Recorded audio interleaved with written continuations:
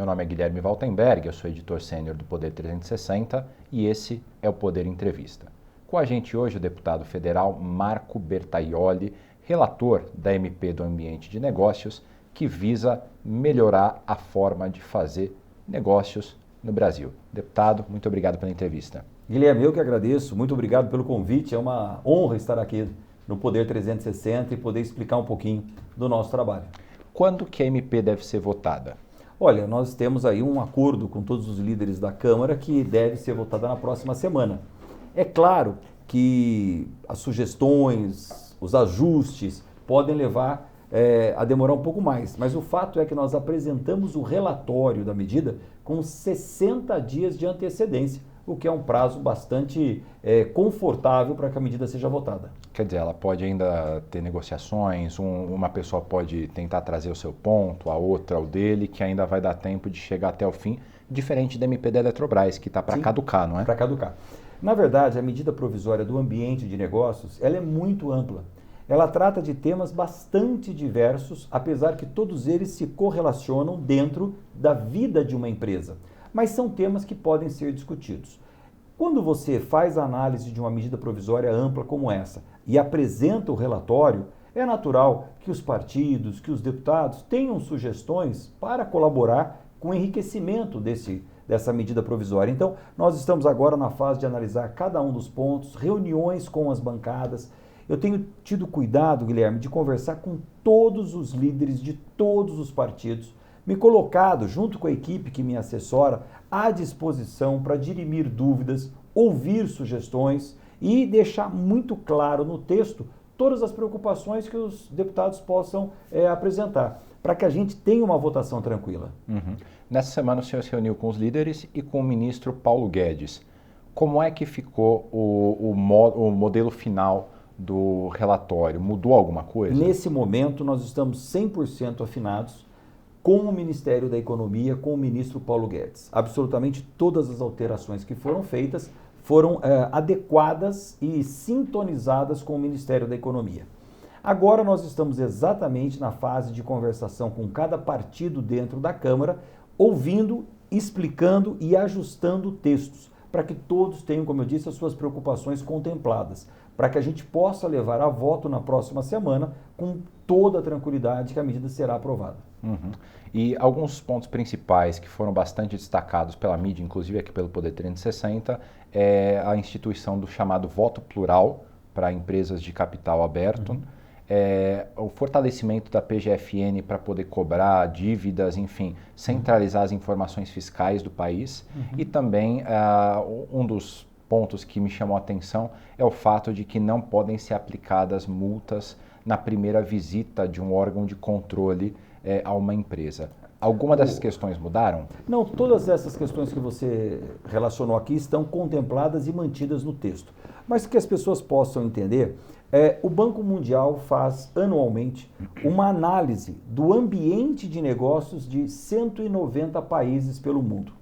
Quando nós falamos de um ambiente de negócios, é como uma empresa tem mais obstáculos ou maior facilidade para empreender, para gerar empregos, que é o nosso objetivo final. A resultante de tudo isso que nós estamos conversando é gerar empregos. É nisso que nós estamos trabalhando. Quando o Banco Mundial faz essa análise, ele usa, Guilherme, um caso concreto para que sirva de comparação entre esses 190 países. E esse caso concreto não é nem uma microempresa, nem uma empresa internacional, uma grande porte. É uma média empresa, uma empresa de médio risco. E aí o Banco Mundial elenca as 10 etapas principais da vida dessa empresa. A abertura, o pagamento de impostos, a concessão de crédito, como se resolve as demandas judiciais, as execuções creditícias, enfim, tudo isso é analisado pelo Banco Mundial. Para nossa infelicidade, o Brasil está na 124ª posição, de no 190. último ranking. 124 entre 190 países. Nós estamos no fim da fila. Do lado, empatados com o Paraguai. Com todo o respeito que o Paraguai nos merece, não é o local apropriado para o Brasil estar. Não é um paradigma. Não é um paradigma. Nós territorialmente, nós não temos comparação, populacionalmente, a nossa economia, enfim. Nós devemos nos basear, nós devemos estar na companhia dos países emergentes como o Brasil, com economias similares, com os BRICS, que estão ali no top 50, top 60 e não em 124. Essa medida provisória, ela é focada em melhorar o ranqueamento do Brasil. E por que é tão importante melhorar o ranqueamento do Brasil? Porque os investimentos mundiais são lastreados em dados econômicos. E esses dados do Banco Mundial hoje são muito utilizados por todas as companhias, fundos de investimentos, que justificam o investimento ou justificam o não investimento. Ora, está lá um fundo de pensão americano. Por que vocês estão investindo na Nova Zelândia? Ué, está aqui, ó, o Banco Mundial atesta que é o primeiro lugar do mundo num ambiente saudável de negócios. O que significa saudável de negócios? Significa um ambiente transparente, previsível e de fácil solução de conflitos, de demandas que possam surgir. O Brasil, nessa leitura, é um local que não tem uma transparência adequada, que não tem uma previsibilidade adequada e que é extremamente burocrático. Então, isso afasta o investimento. Nós precisamos criar empregos e não existe um único emprego que não seja demandado por uma empresa, pública ou privada, mas nós precisamos criar empresas. Muito bem. A medida provisória ataca esses pontos com o objetivo de facilitar a vida do empreendedor. E quando eu digo empreendedor, mais uma vez, não é de grande empresa não, é de uma papelaria que possa ser aberta aqui num bairro de Brasília. Como que esta pessoa que vai empreender se comporta? Deixa eu dar um exemplo, Guilherme, que eu gosto muito de falar isso, porque o Sebrae tem um estudo que 80%, é uma coisa enorme, das micro e pequenas empresas que são abertas, fecham as portas até os 5 anos, que é o tempo de maturação. Sim. E as pessoas não entendem. Por que isso acontece? É muito fácil a lógica. Vamos imaginar uma senhora que começa a fazer bolos em casa para ajudar no orçamento familiar. E essa senhora conhece tudo, da melhor calda de chocolate, do melhor creme para rechear o bolo, da melhor massa que seja macia, gostosa, enfim, ela faz um bolo excepcional. Alguém dá a brilhante ideia para ela um dia de que os doces que ela faz são tão bons que ela deveria abrir uma doceria. E ela vai lá, então, empolgada em empreender, abre uma doceria com o objetivo de fornecer para os seus clientes o melhor bolo, o melhor brigadeiro, a melhor calda de chocolate.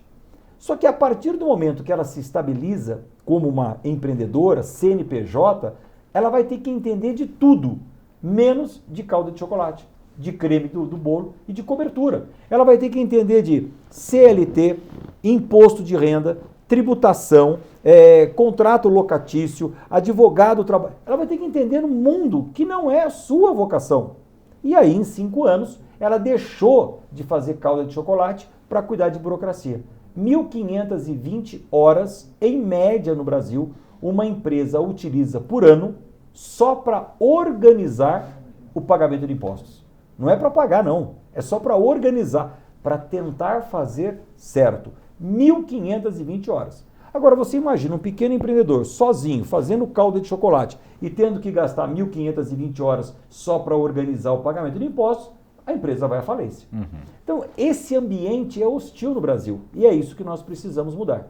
O senhor mencionou que o Brasil está na posição 124 entre 190 países, de acordo com o Banco Mundial, e que o objetivo da MP é melhorar o ranqueamento do Brasil.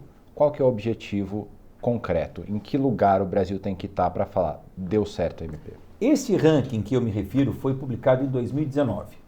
No ano de 2019, no ano de 2020, o Brasil já teve algumas atitudes, como a Lei da Liberdade Econômica, que devem produzir efeito numa melhora no ranking para o Brasil. O ranking de 2020 não foi publicado, porque o Banco Mundial testou ali alguns equívocos na base de dados que ele utilizou.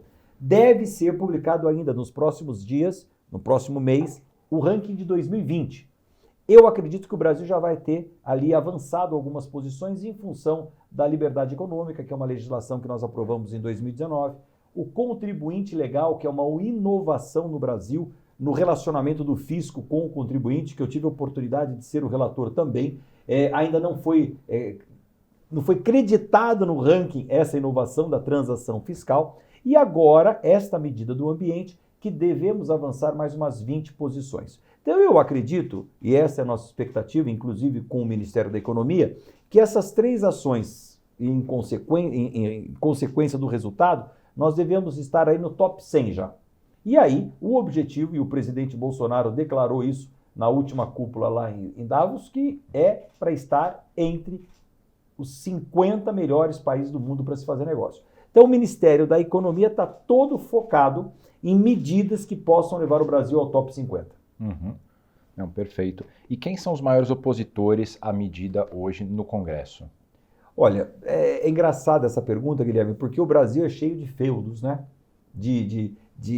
Você mexe num item burocrático e não sabe quem está ali incrustado naquela medida e que se rebela quando ela surge. Dá um exemplo aqui a vocês para ver o caos tributário que é o Brasil e o caos de legislações.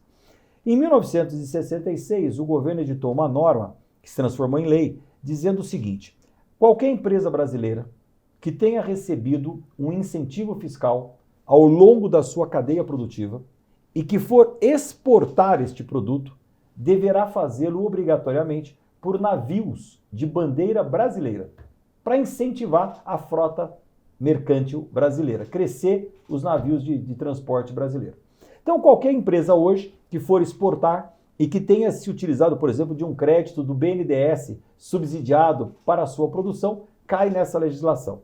Tenho que exportar, vendi meus calçados para a Itália, preciso mandar por um navio de bandeira brasileira. É lei. Qual é a heresia dessa história? O Brasil não tem nenhum navio de bandeira brasileira, de longo percurso, claro. Não existe navio brasileiro de longo percurso. Por quê? Por quê? Porque assim como os automóveis, as locadoras de automóveis registram o automóvel em cidades onde o IPVA é menor. Por exemplo, toda locadora que você vê, olha a chapa do carro, Belo Horizonte, porque o IPVA é menor. A lógica para os navios é a mesma. Aonde que as grandes companhias detentoras de grandes navios registram os seus navios? Nos paraísos fiscais espalhados pelo mundo. O Panamá é um deles. O Panamá tem uma frota gigantesca lá de navios registrados. E é um país minúsculo. Porque vive do transporte marítimo. Não é o caso do Brasil, que não se especializou. Nós não temos. O Brasil, então uma legislação como essa, inócua, só para completar, faz com que o empreendedor, no ato de exportar, precise ir à ANTAQ, Agência Nacional dos Transportes Aquaviários, licenciar a sua exportação por um navio italiano, um navio coreano, um navio chinês. Não tem um navio brasileiro. Isso leva tempo e isso custa. Esse é o famoso custo Brasil. Muito bem. O Brasil, Guilherme, ficou numa posição incômoda no meio do caminho. Nós nem fomos para o mundo competir adequadamente com os países emergentes e nem exploramos adequadamente o mercado interno. No mercado interno, nos falta infraestrutura, nos falta logística de distribuição de produtos, nos falta uma legislação tributária saudável. E veja que eu não estou falando de carga tributária. Quanto nós pagamos de imposto não é mais o problema. O problema é como nós pagamos os nossos impostos. O que arrebenta uma empresa hoje não são os 30%, 35% de carga tributária em média. É a burocracia para pagar e mesmo assim incorrer em equívocos de interpretação. Ao mesmo tempo, nós não fomos para o mundo competir, porque a nossa burocracia faz com que a nossa mão de obra seja cara. Hoje, um comparativo simples. Um trabalhador canadense recebe de salário mínimo pelo menos umas 6 vezes mais do que o brasileiro. A comparação é, nosso salário mínimo é R$1.000, o salário mínimo do canadense é $1.000. Então, é mais ou menos umas 5, 6 vezes. Um veículo Toyota Corolla, que é uma referência mundial hoje, no Brasil, pela cadeia produtiva cara e um trabalhador que ganha só R$1.000, esse Toyota custa $22.000. Então, o trabalhador brasileiro ganha mal e os nossos produtos são caros. No Canadá, o trabalhador ganha 5, 6 vezes mais de salário mínimo, $1.000, e o Toyota custa metade do preço, $11.000. Então, o trabalhador canadense, com um menor tempo de trabalho, tem acesso a produtos de maior qualidade. O trabalhador brasileiro tem que trabalhar muito mais horas, tempo de vida, para poder ter acesso a produtos que são muito mais caros. Isto é esse roda-moinho, esse meio do caminho que nós ficamos. Então nós não somos competitivos mundialmente e não exploramos os nossos 220 milhões de habitantes, que é um mercado maravilhoso e nós não exploramos corretamente. É a chamada armadilha da renda média, né? Que alguns armadilha da renda média. Caem, chegam na renda média e a partir daí se estabilizam, cristalizam as coisas como são e nunca avançam até a prosperidade, como a canadense, por exemplo. Exatamente. Deixa eu dar um exemplo prático. Eu gosto sempre de colocar a teoria e linkar com um exemplo prático para que as pessoas entendam. Eu fui prefeito de Mogi das Cruzes durante 8 anos, que é a minha cidade. E investi muito na vinda de novas empresas para o município para gerar empregos, né? O mesmo trabalho que eu estou fazendo aqui agora no âmbito nacional, eu fiz no âmbito municipal. E eu recebi lá uma empresa que na época era holandesa, se não me engano, que era uma indústria de gesso acartonado. O Brasil começou a construções com paredes de drywall, gesso acartonado. Naquele momento, uma das primeiras empresas que chegaram no Brasil era a Placo do Brasil, que está instalada lá em Mogi das Cruzes. Então a cidade cedeu um terreno e a empresa se instalou. Isso depois de 2 anos de muitos estudos pela cúpula lá da empresa Placo. Qual era a dúvida deles? Nós vamos colocar a fábrica, a planta industrial, perto do mercado consumidor, que é São Paulo, ou perto das jazidas de gesso, que é o insumo, em Pernambuco. Então, durante 2 anos, eles fizeram as contas para saber se economicamente o produto era mais viável com a planta instalada em Pernambuco ou em São Paulo. Resumindo, depois de 2 anos não chegaram à conclusão, porque é muito difícil essa conta e essa substituição tributária. Resolveram, então, implantar a planta industrial em Mogi das Cruzes, São Paulo, perto do mercado consumidor. E aí o diretor da Placo, que se tornou meu amigo, ele brincava comigo o seguinte, que ele trazia o gesso de Pernambuco para São Paulo, Mogi das Cruzes, onde era feita a produção, o acartonamento do gesso e a venda das placas de drywall que hoje toda a construção usa. E ele brincava comigo, Marco, eu não vendo gesso acartonado, eu vendo imposto acartonado, porque o custo do gesso vindo de Pernambuco era muito mais caro, o transporte, os impostos, do que o gesso. Então ele vendia imposto acartonado. E na MP do ambiente de negócios, em quanto tempo a gente pode ver uma melhora, tanto na geração de emprego, quanto nesses problemas que o senhor acabou de relatar? Imediatamente. Lembrando, e eu sempre repito isso, que a medida provisória não é um fim em si mesma. Nós temos uma série de legislações, a reforma tributária é essencial para que esse ambiente de negócios que nós desejamos fique saudável, né? Que aconteça. Agora, as micro-reformas que estão acontecendo, como esta revogação de legislações obsoletas, como essa que eu citei no transporte marítimo, ou como o prazo para abertura de empresas, que são micro-reformas dentro desse ambiente de negócio, elas vão se complementando dentro de um grande quebra-cabeças.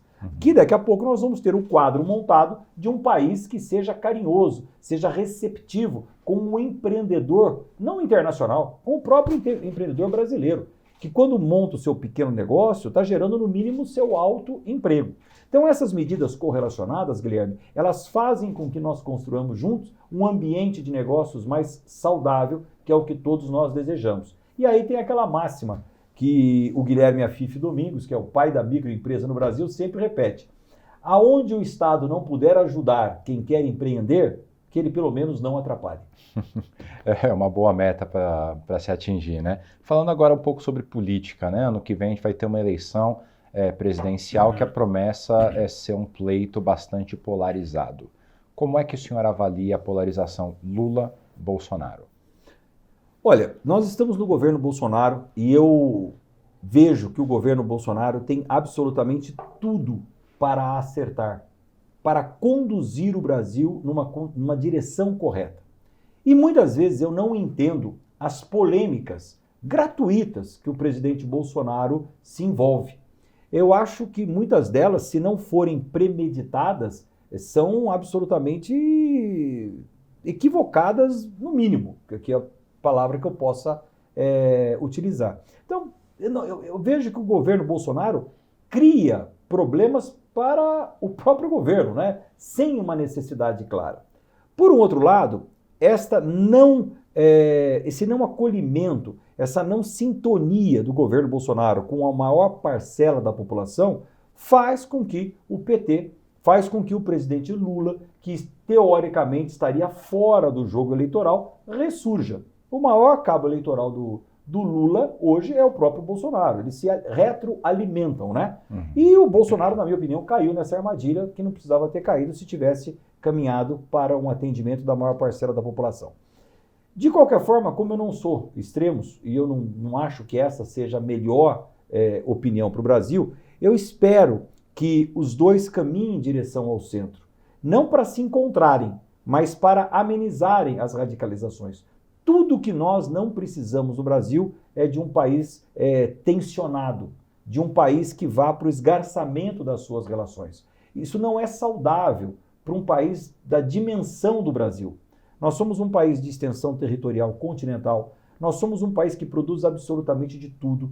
Nós temos safras sobre safras recordes para alimentar o mundo, que é o produto mais valioso que existe, combater a fome. Então o Brasil é o celeiro do mundo e nós precisamos nos orgulhar disso, não nos envergonharmos. O Brasil só tem... Não, ainda bem que nós temos um agro forte.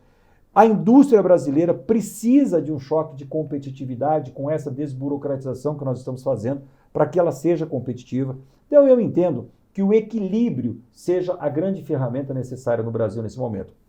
Espero que surja um nome de centro para tentar romper essa polarização do Bolsonaro e do Lula, que na minha opinião não é saudável para o Brasil. Nessa semana, uma série de partidos de centro, o PSDB, o DEM, MDB, eles se reuniram para tentar fazer a arquitetura do que seria uma candidatura da terceira via. O PSD não foi para a reunião.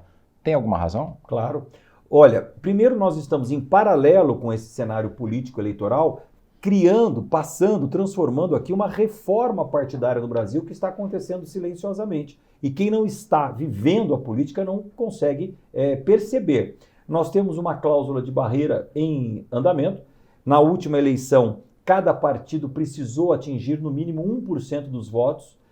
Na próxima eleição, 2022, nós já vamos para 1,5%, vamos subir a 2%, a 2,5% e até 3% em 2030. Então nós estamos caminhando para uma reforma tributária, para uma reforma político-partidária, desculpe. Essa reforma partidária vai fazer com que haja um encolhimento no número de legendas no Brasil e nesse momento as legendas estão procurando se fortalecer. E o meio que uma legenda tem para se fortalecer é a essência de um partido político. Apresentar os melhores candidatos que ela puder para o pleito eleitoral, seja para deputados estaduais, federais ou para presidente da República. O PSD não participou dessa conversa porque o PSD busca ter a sua candidatura, né? E apresentar um quadro que seja uma opção para o eleitorado brasileiro. E o PSD está focado nisso não só em nível Brasil, mas em cada um dos estados da nossa federação. Apresentar o melhor candidato a governador, apresentar o melhor quadro, a melhor chapa de candidatos a deputado federal, a senador, porque é essa a missão de qualquer partido. Em que pese partido ser parte da sociedade, na nossa parte que nos cabe, nós queremos apresentar os melhores quadros. Então, o PSD, que hoje é comandado nacionalmente pelo Gilberto Kassab, que é uma pessoa absolutamente focada, dedicada, empenhado em fortalecer o partido, nós estamos buscando isso, um fortalecimento regional, para que esse fortalecimento regional culmine num fortalecimento nacional. Então, a meta de qualquer partido precisa ser a candidatura própria. E já tem um nome sendo cogitado ou ainda não? Nós não temos um nome sendo cogitado, né? Mas nós temos vários nomes sendo analisados. E aí as decisões são muito de acordo com as circunstâncias momentâneas. Nós falamos muito, e o próprio presidente Kassab já disse isso em entrevistas, do nome do senador Rodrigo Pacheco, que hoje preside o Senado. E que, sem dúvida nenhuma, reúne as condições de equilíbrio que eu me referi agora há pouco, com opiniões sensatas, com opiniões tranquilas, que pode conduzir o Brasil a um mar absolutamente de almirante, um mar tranquilo, que a gente possa conduzir o Brasil para ser um país de primeiro mundo, no sentido de qualidade da sua população, com acesso à saúde e educação de qualidade, mas isso será feito com construção, com motivação para a população estar juntos e não por imposição. Deputado, eu queria te agradecer pela entrevista e queria convidar você, nosso espectador, a se inscrever no nosso canal e a ativar o sininho para não perder nenhum dos nossos vídeos.